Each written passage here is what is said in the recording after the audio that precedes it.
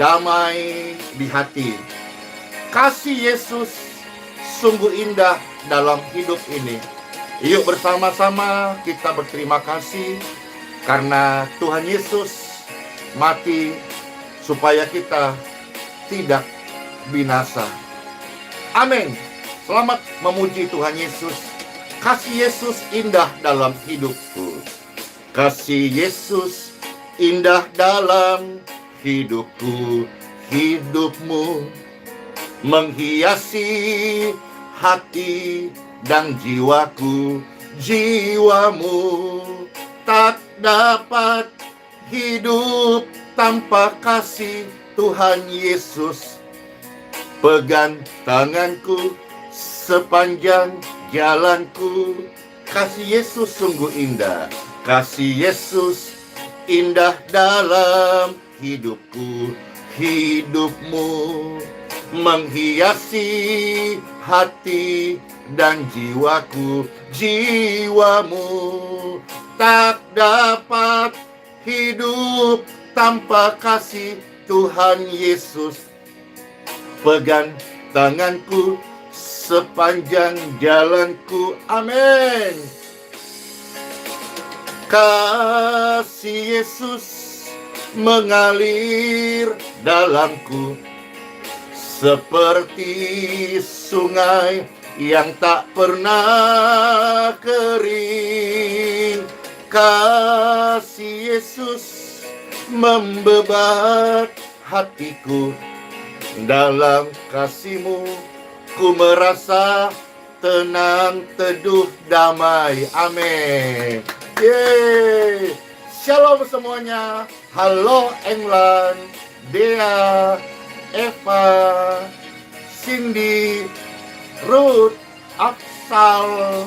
Wah, rame. Cingsui, Ruben, Ibu Jen. Puji Tuhan, Pastor menyampaikan ada di YouTube dan Facebook, WhatsApp, Telegram, dan semua medsos di mana Bapak bisa menerima pelayanan ini. Damai Tuhan beserta kita sekarang bahkan sampai selama-lamanya. Amin. Kasih Yesus indah dalam hidupku. Hidupmu juga ya. Menghiasi hati dan jiwaku. Jiwamu tak dapat hidup tanpa kasih Tuhan Yesus. Pegang tanganku sepanjang jalanku. Amin. Kasih Yesus indah.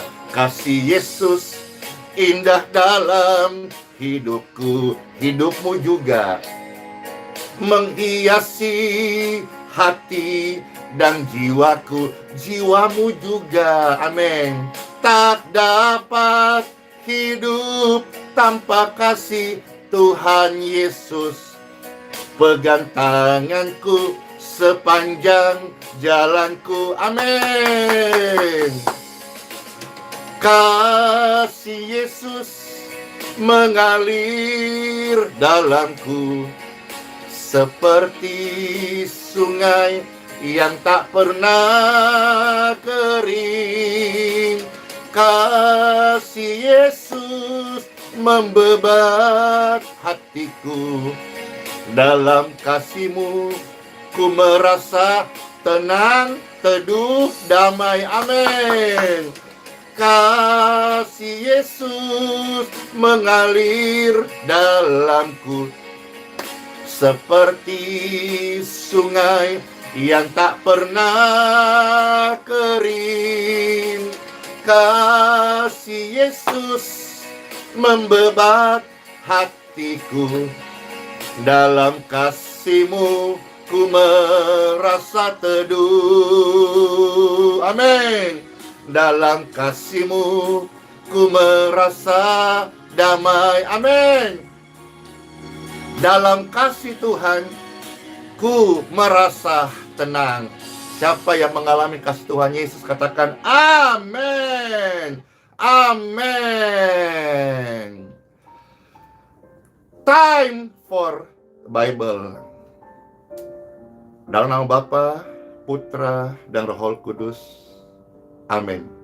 Diberkatilah mereka yang datang dalam nama Tuhan Yesus Kristus. Dosanya diampuni. Amin. Sakitnya disembuhkan. Amin. Hidupnya memuliakan Tuhan Yesus. Amin. Iya, puji Tuhan Bapak Ibu sekalian. Oh iya, bagaimana kabarnya pemirsa yang terkasih? Terima kasih. Kita sudah melewati berapa lama ya? Bersama-sama setiap hari memuji-muji Tuhan Yesus, bersyukur.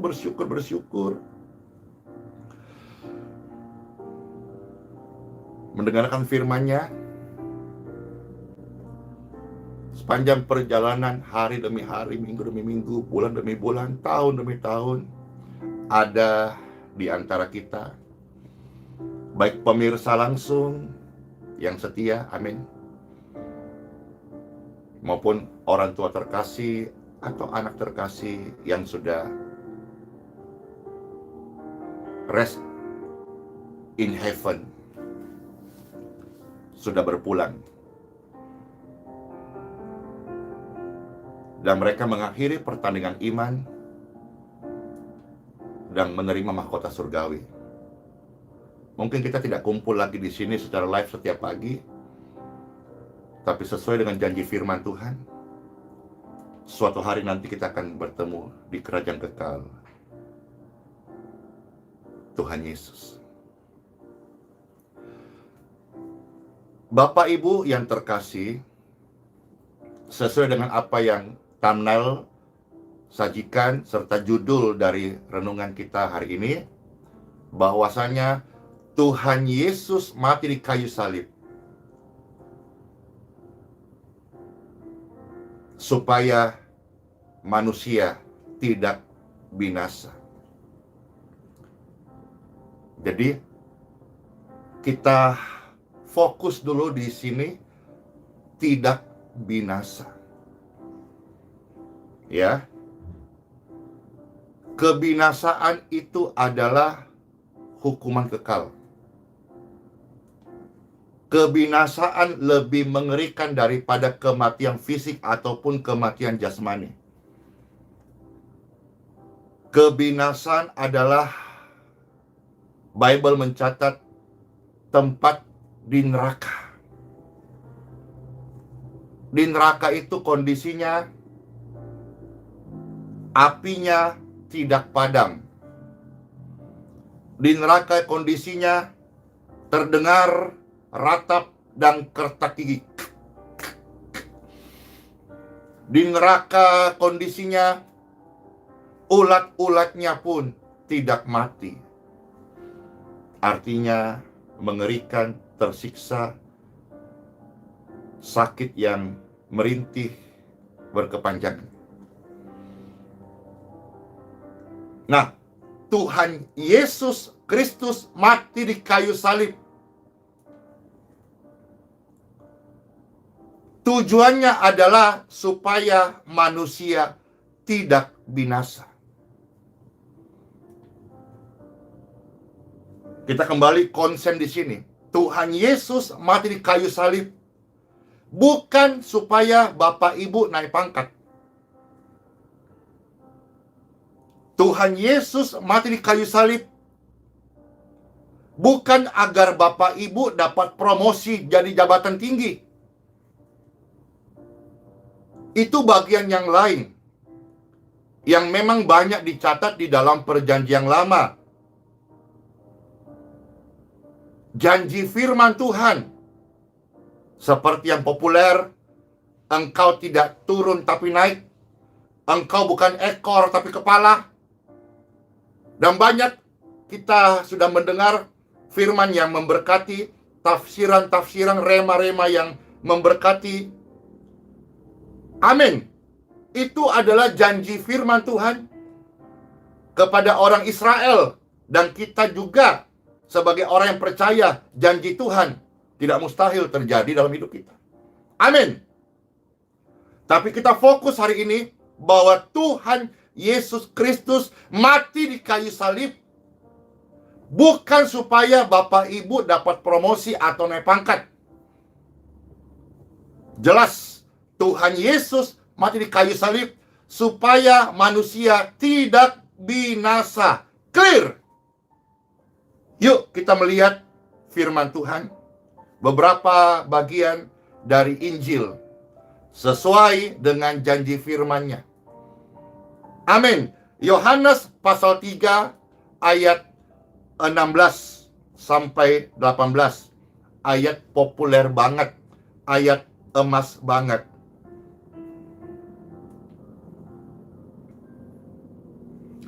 Kasih yang terindah, hati yang mulia. Amin. Hanya ku temukan di dalam-Mu, oh Yesus. Pujian dari hatiku selalu di setiap waktuku. Tiada pernah berubah kasih-Mu. Karya terbesar dalam hidupku, pengorbanan-Mu selamatkanku tidak binasa.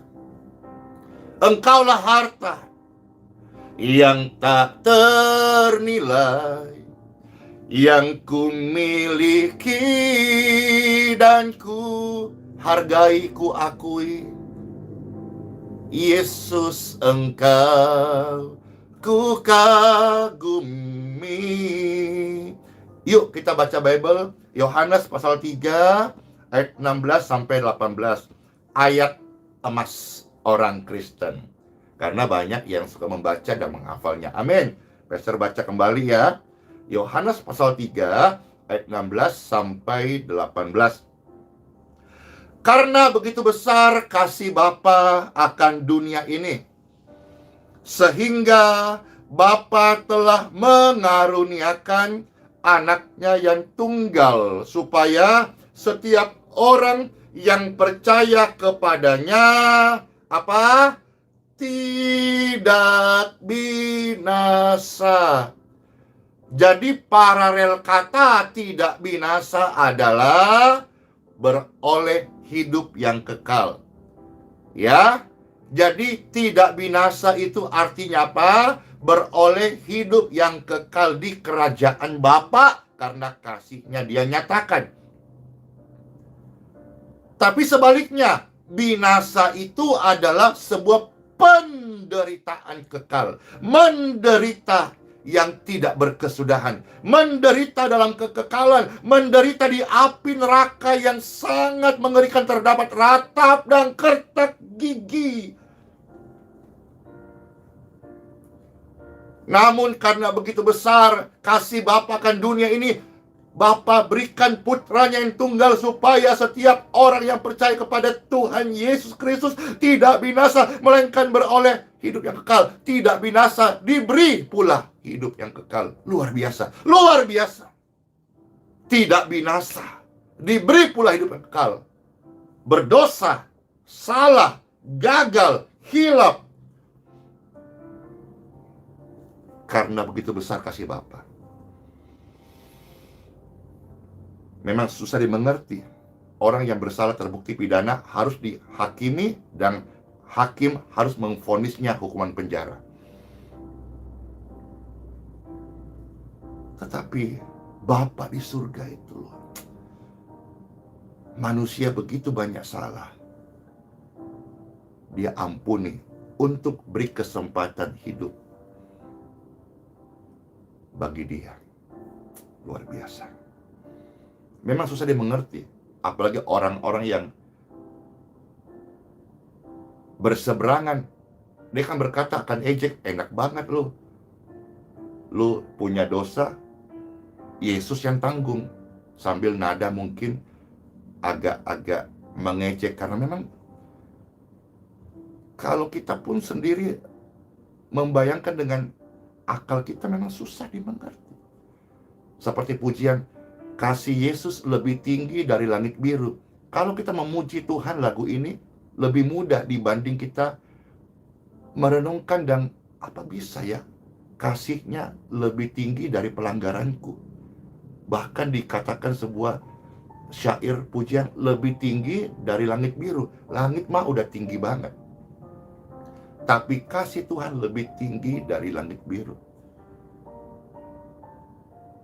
Lautan itu sudah dalam, tapi ada lirik pujian berkata, kasih Yesus lebih dalam dari lautan.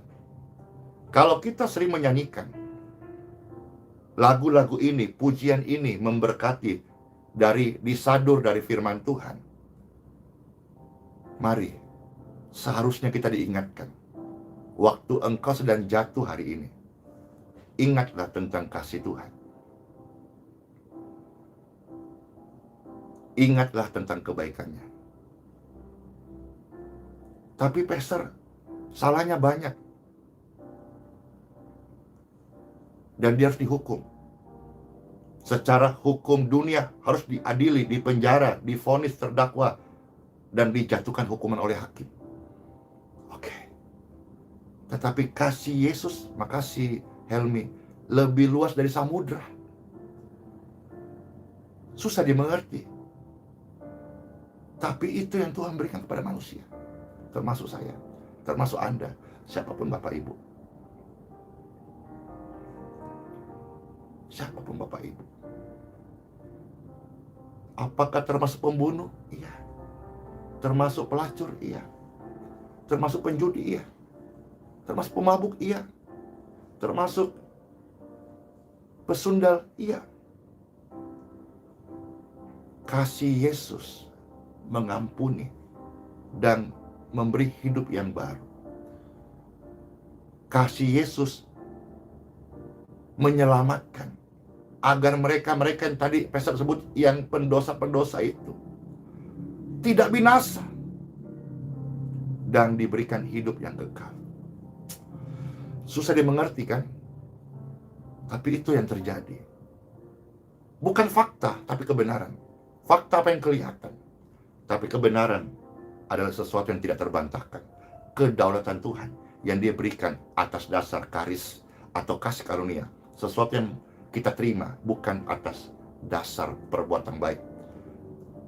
Wow. Ayat 17. Sebab Bapa mengutus anaknya ke dalam dunia bukan untuk menghakimi. Demikian pun kita sebagai orang yang melayani Tuhan disebut hamba Tuhan, anak Tuhan, pastor, pendeta, majelis, ketua jemaat, penatua, diaken. Coba kembali kita lihat di sini. Tuhan Yesus diutus oleh Bapa. Tuhan Yesus datang bukan untuk menghakimi dunia. Kita sebagai anak-anak Tuhan juga datang ke lingkungan, ke masyarakat dalam membuat sebuah wadah pelayanan, apapun namanya, yayasan kah, gereja kah, misi kah, kemanusiaan kah. Ingat, Yesus datang ke dunia bukan untuk menghakimi dunia. Kita juga sekarang melayani, membawa kabar baik bukan untuk menghakimi, melainkan apa? Menyelamatkan. Yesus menyelamatkan kita, membawa kabar keselamatan.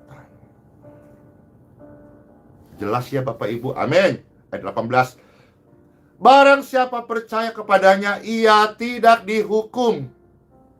Artinya, barang siapa yang percaya kepada Tuhan Yesus, ia diluputkan dari kebinasaan, dari kengerian api neraka. Barang siapa yang percaya, tetapi diingatkan, barang siapa tidak percaya, ia sudah berada di bawah hukuman karena tidak percaya kepada nama Tuhan Yesus. Dia baik-baik saja tidak percaya? Iya, dia sudah berada dalam jalur hukuman. Maksudnya nanti satu hari akan tiba waktunya. Kita semua ini Bapak Ibu antri di loket yang tidak kelihatan tapi pasti. Antrinya kita kemana? Mau ke neraka kah? Atau ke surga? Percayalah kepada Tuhan Yesus, dosa-dosamu diampuni. Orang yang tidak percaya dia akan tertawai. Tetapi mereka sedang mentertawai dosanya sendiri. Satu ayat lagi ya. Yohanes pasal 10 ayat 28. Ayat ini ayat-ayat yang sangat menguatkan kita dari rasa gelisah, hati yang tidak tenang. Juga mengembalikan kita esensi semula bagaimana Tuhan Yesus mati di kayu salib. Tujuannya adalah supaya kita tidak binasa, bukan yang lain. Yohanes 10 ayat 28, firman Tuhan Yesus berkata, Aku memberikan hidup yang kekal kepada mereka. Dan mereka pasti tidak akan binasa. Mari kita jangan ragu. Mari kita letakkan kepercayaan kita kepada firman Tuhan. Tuhan Yesus yang berkata, Aku memberikan hidup yang kekal kepada mereka yang percaya kepadanya, kepada Tuhan Yesus. Kan tadi pujian udah berkata, kasih Yesus indah dalam hidupku, menghiasi hati dan jiwaku. Biarlah pujian tadi tidak sekedar pujian, tapi betul-betul menjamah hati Bapak Ibu sekalian. Dan mereka menerima hidup yang kekal. Saya menerima hidup yang kekal. Bapak Ibu sekalian, saudaraku, menerima hidup yang kekal. Dan ada sebuah garansi dari Tuhan Yesus. Garansi toko setahun 2 tahun. Garansi toko sebulan. Garansi pabrik setahun lah. Kadang ada yang sampai 3 tahun spare part. Ini garansi dari Tuhan Yesus. Garansi surgawi berkata, mereka pasti tidak akan binasa.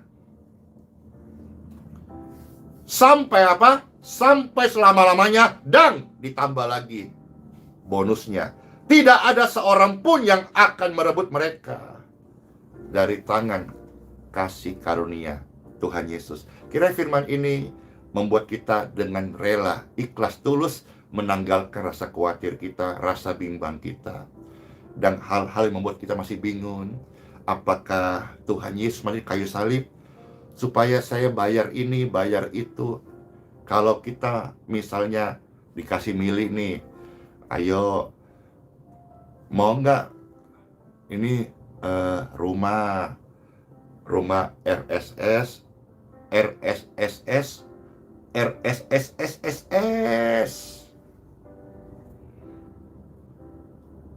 ya, yang RSSS itu singkatannya rumah sangat sederhana sampai selonjor saja sudah susah. Iya kan? Kalau suruh milih, mau nggak? Ini satu pilihannya, rumah RSS, rumah sangat sederhana. Atau yang kedua, rumah RSSS, rumah sangat sederhana sekali. Yang ketiga, rumah RSSSSSS, panjang banget. Iya, rumah sangat sederhana sekali sampai selonjor saja susah sekali. Ayo pilih yang mana? Maka pilih, yang RSS saja lah. Biasa itu tipe 28 kah, tipe 36 gitu.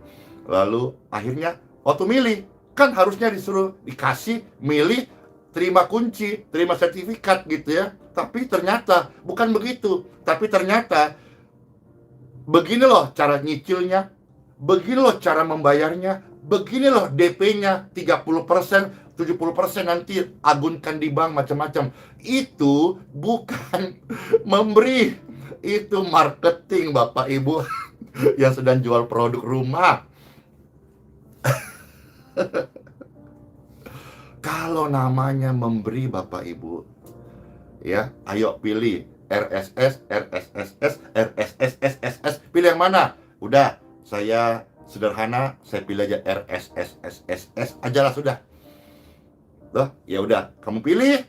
Ini kuncinya, ini sertifikatnya. Selamat menikmati berkat rumah ini. Tuhan Yesus mati di kayu salib supaya manusia tidak binasa. Ketika Bapak Ibu percaya kepada Tuhan Yesus, maka Dia berikan engkau hidup yang kekal cuma-cuma, alias gratis, alias free. Karena Tuhan memberi dengan cuma-cuma. Terimalah karya terbesar surgawi. Terimalah pemberian Tuhan bagi hidupmu dan hidupku. Dan kita semua aman dalam tangan Tuhan. Dalam nama Tuhan Yesus, jadi firman-Nya, kita tidak binasa, melainkan beroleh hidup yang kekal. Dan tidak ada seorang pun yang bisa merebut kita dari tangan Tuhan Yesus. Let's pray. Diberkatilah Bapak Ibu sekalian, firman Tuhan datang untuk makanan rohani bagi seluruh pemirsa setiap kita. Tuhan Yesus mati kayu salib supaya setiap kita yang percaya kepadanya tidak binasa, melainkan beroleh hidup yang kekal. Dalam dunia ini banyak tantangan, tapi Tuhan berkata, ketika kita ada dalam tangan Tuhan, tidak ada seorang pun yang bisa merebut kita, termasuk kebinasaan. Saya aman karena firman Tuhan berjanji, dalam tangan Tuhan tidak ada yang bisa merebut aku dari kasih Tuhan. Demikian pun keluargamu, hidupmu hari ini dan masa depanmu. Pelayanan yang Tuhan percayakan dalam Bapak Ibu sekalian, pekerjaan-pekerjaan, saya berdoa dan saya percaya kita sudah sedang khotbah, janji Tuhan juga banyak yang membuat kita percaya akan penyertaan Tuhan. Terima kasih Tuhan, dan saat ini mendoakan pemirsa sekalian sedang sakit. Diberkatilah tubuh mereka, aliran kesembuhan. Sebagaimana aliran kesembuhan menjamah tubuhku, aliran kesembuhan menjamah tubuh Bapak Ibu yang sedang sakit. In Jesus' name, you heal, you free, and you clean and clear, you save.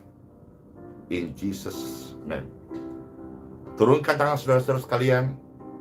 Selamat masuk hari yang baru dengan ucapan syukur. Dan biarlah hidupmu dan tubuhmu dipakai sebagai alat untuk memuliakan Tuhan Yesus Kristus. Yesus, Engkau ku kagumi. Sola fide, hiduplah oleh iman. Immanuel, Tuhan Yesus beserta kita. Ingat, setiap kita yang percaya kepada Tuhan Yesus ada dalam tangan-Nya. Hidupmu bukan di tangan maut atau setan. Bahkan umurmu bukan di tangan dokter dan juga bukan di tangan penyakit. Tapi semua kita ada di dalam tangan Tuhan Yesus. Hatimu dan hatiku akan teduh dan tenang dan damai. In Jesus' name. Amin. Selamat masuk hari yang baru. Tuhan Yesus memberkati. Shalom semuanya. Dadah.